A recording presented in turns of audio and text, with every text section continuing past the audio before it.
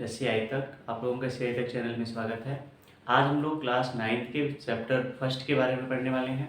Science के chapter first के बारे में। साइंस का हमारा फर्स्ट चैप्टर है क्या, हमारे आसपास के पदार्थ। हमारे आसपास जो चारों तरफ पदार्थ दिखाई देते हैं उन्हीं के बारे में हमें पढ़ना है। जो भी हमारे मैटर्स शो होते हैं वो हमारे सराउंडिंग कौन कौन से मैटर्स शो होते हैं उनके बारे में हमें पढ़ना है।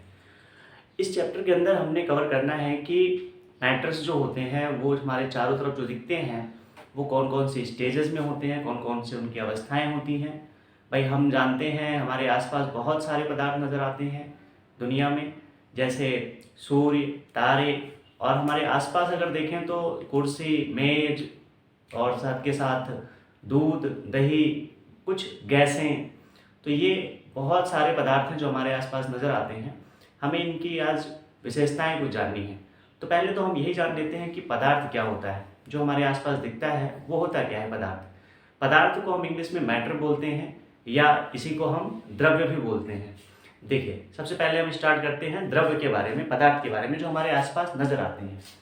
तो हेडिंग हम लोगों की पहली पड़ती है कौन सी, द्रव्य। द्रव्य मतलब पदार्थ, चाहे आप इसे द्रव्य बोलिए और चाहे आप इसे पदार्थ बोलिए। इंग्लिश में इसे आप मैटर्स बोलेंगे, मैटर।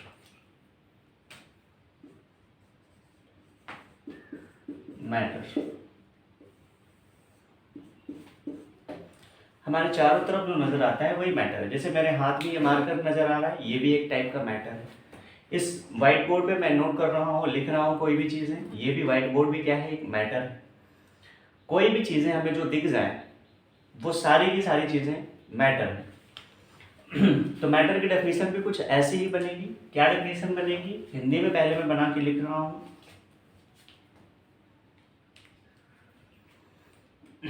द्रव्य या पदार्थ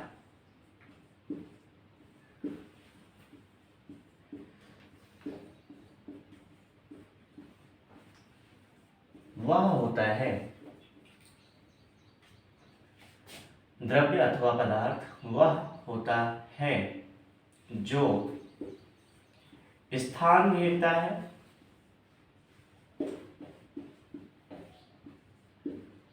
और इसका अपना द्रव्यमान होता है, इसका अपना द्रव्यमान होता है। इंग्लिश में डेफिनेशन नोट करते हैं, फिर इसे समझते हैं और डिटेल से। देखिए, मैटर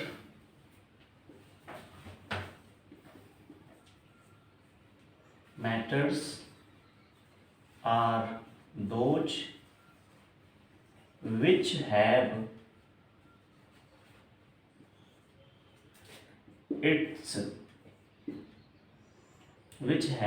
its mass and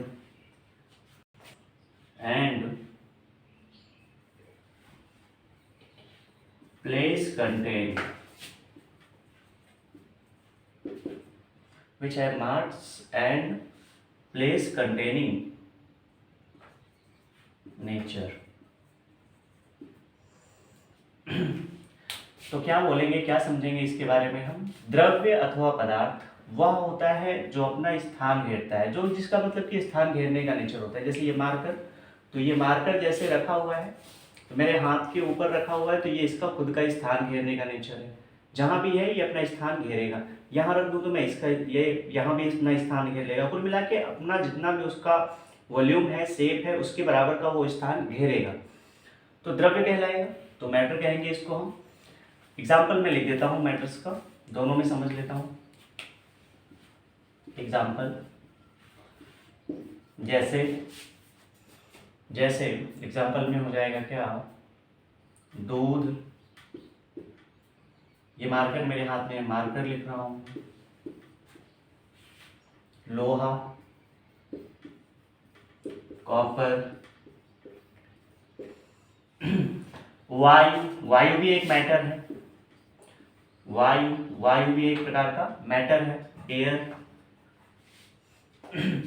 और भी अदर बहुत सारे मैटर्स हैं। अब शायद आपको ये समझ नहीं आ रहा होगा कि सर ये मास क्या होता है, ये द्रव्यमान क्या होता है, द्रव्यमान क्या होता है, ये इसके बारे में जरा चर्चा कर लेते हैं अब। क्योंकि बोला गया है कि पदार्थ वह है जो स्थान घेरता है और उसका खुद का अपना एक द्रव्यमान होता है, मास कंटेन करता है वो। देखो लिखा गया है ना यहाँ पे कि मास कंटेनिंग नेचर होता है उसके पास, मीन्स उसके पास कुछ ना कुछ अपना खुद का एक मास होता है। ये मास क्या है, जरा इसके बारे में समझते हैं। तो इस दुनिया में कोई सा भी पदार्थ पाया जाएगा, कोई सा भी मटेरियल पाया जाएगा, तो उसकी कुछ ना कुछ मात्रा होगी, कुछ ना कुछ उसका मेजरमेंट होगा, मात्रा उसकी क्वांटिटी होगी कुछ ना कुछ। तो कितनी क्वांटिटी है, कितना एम्पलीट्यूड है, कितना क्वांटिटी है, वही उसका द्रव्यमान होता है। जैसे इस मार्कर का कितना पदार्थ लगा हुआ है बनाने में, इस मार्कर को बनाने में कितना पदार्थ लगा हुआ है, वही पदार्थ की मात्रा इस मार्कर का द्रव्यमान हो जाएगा। और कोई सा भी मटेरियल, लोहा हो गया, तो लोहे को बनाने में कितना पदार्थ लगा है, लोहे का कितना पदार्थ लगा है, वो उस लोहे का द्रव्यमान हो गया। और द्रव्यमान यानी मास की अगर हम बात करेंगे तो मास जो भी होगा, ये कहीं भी अगर हम पूरे ब्रह्मांड में देखें तो पूरे ब्रह्मांड में, जैसे इस मार्कर का मास अगर 5 ग्राम है यहाँ पे, तो पूरे ब्रह्मांड में कहीं भी चले जाओ आप, पूरे यूनिवर्स में आप कहीं भी चले जाओ, तो वो 5 ग्राम ही मास रहेगा यहाँ पे। तो द्रव्यमान एक निश्चित वैल्यू होती है, एक कांस्टेंट वैल्यू होती है, इसकी वैल्यूज कभी चेंज नहीं होती है, हर जगह पे इसकी वैल्यू सेम होती है, सिमिलर होती है। ठीक है भैया, के बाद में आपने समझ लिया है। अब मैटर्स को समझने के बाद में हम आते हैं ऊर्जा के ऊपर, एनर्जी के ऊपर। एक साइंटिस्ट हुआ करते थे, बड़े पॉपुलर साइंटिस्ट थे, आइंस्टाइन नाम के। आइंस्टाइन वैज्ञानिक थे। उन्होंने बताया कि ये पूरी की पूरी दुनिया, माने पूरा का पूरा यूनिवर्स, ब्रह्मांड, दो चीज़ों से मिलकर के बना हुआ है, दो चीज़ों से मिलकर के क्रिएट हुआ है। एक होता है द्रव्य, मैंने आपको द्रव्य के बारे में सारी चीज़ें समझा दी। दूसरी उन्होंने बताई ऊर्जा, एनर्जी। द्रव्य के बारे में आपने समझ लिया, ऊर्जा के बारे में आप समझिएगा। ऊर्जा में लिखता हूँ कि ऊर्जा क्या होती है, एनर्जी क्या होती है। तो हेडिंग हमारी पड़ जाएगी कौन सी वाली, ऊर्जा, एनर्जी।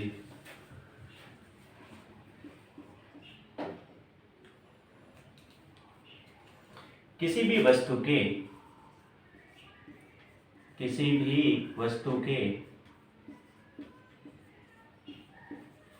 कार्य करने की क्षमता,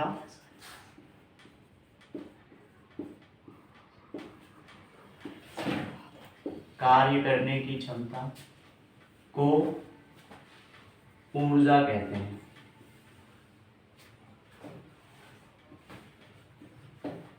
किसी भी वस्तु के कार्य करने की क्षमता को ऊर्जा कहते हैं। वर्किंग पावर ऑफ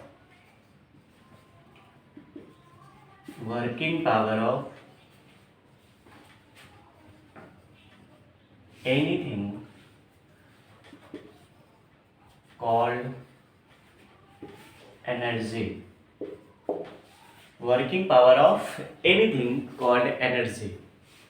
किसी भी थिंग्स की, किसी भी ऑब्जेक्ट की, चाहे पर्सन्स की, जो वर्किंग पावर होती है वो उसकी एनर्जी कही जाती है। वैज्ञानिक आइंस्टीन ने, साइंटिस्ट आइंस्टीन ने फिर उसको द्रव्य और ऊर्जा, मैटर और एनर्जी, दोनों को एक रिलेट किया, दोनों को एक संबंध में स्थापित किया। मैं इरेज कर रहा हूँ, आप पहले एक स्क्रीनशॉट ले सकते हैं इसके बारे में, ले लीजिए स्क्रीनशॉट, फिर मैं इसको इरेज करता हूँ। और इरेज करने के बाद में समझते हैं कि आइंस्टाइन साहब ने क्या बताया, मैटर्स और एनर्जी से के बीच में एक रिलेशन बताया। रिलेशन के बारे में हम समझते हैं, ऊर्जा और द्रव्य में संबंध, द्रव्य और ऊर्जा में संबंध। हेडिंग हम लोगों की अब ये रहेगी कि द्रव्य और ऊर्जा में क्या संबंध है। इस संबंध के बारे में बताया किसने, वैज्ञानिक आइंस्टाइन ने बताया था। हेडिंग हम लोग डाल लेते हैं, द्रव्य और ऊर्जा में संबंध।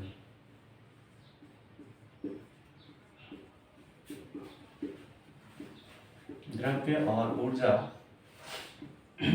में संबंध, रिलेशन बिटवीन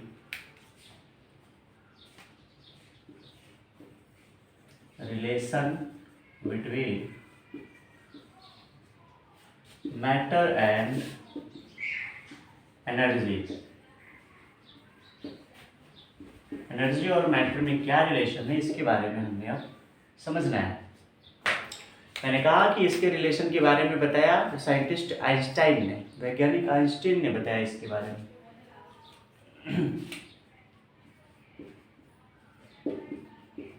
आइंस्टीन ने बताया इसके बारे में।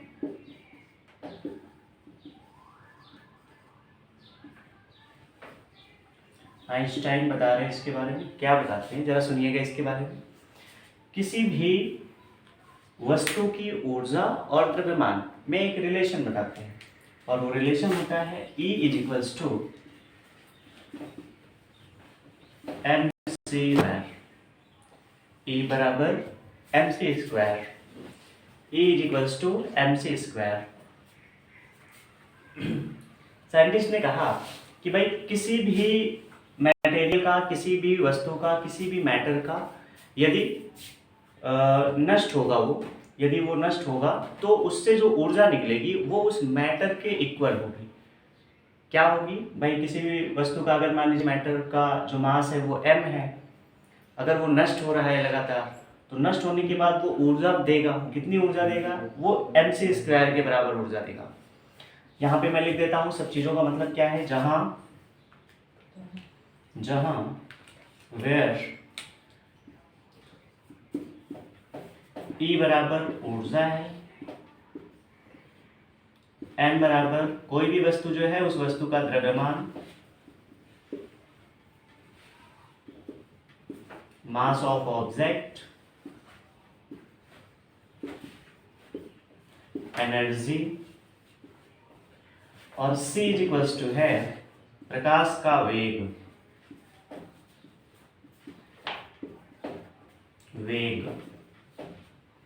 Velocity of light. और वेलोसिटी ऑफ लाइट क्या होती है? कितनी होती है ये? तो वेलोसिटी ऑफ लाइट जो होती है वैक्यूम के अंदर वो होती है 3 × 10⁸ मीटर पर सेकेंड। समझ आ गया होगा आपको कि द्रव्यमान और ऊर्जा में क्या संबंध होता है। तो आज की क्लास में हमने कवर किया हमारे आसपास के चारों तरफ जो पदार्थ दिखते हैं, हमारे मैटर्स जो हमारे सराउंडिंग में दिखते हैं, वो क्या होते हैं। उसके बाद मैंने बताया कि ऊर्जा क्या होती है, एनर्जी क्या होती है, और फिर हमने डिस्कस किया कि द्रव्य और ऊर्जा में क्या संबंध होता है, रिलेशन क्या होता है मैटर और एनर्जी के बीच में। ये बताया आइंस्टाइन ने, E is equals to MC square. Next day हम डिस्कस करेंगे कि जो हमारा मैटर है, जो हमारा पदार्थ है, ये कितने पार्ट्स में डिवाइड किया गया है। जो हमारे चारों तरफ दिख रहा है कितने पार्ट्स में डिवाइड किया गया है, ये हम अगले दिन पढ़ेंगे। धन्यवाद।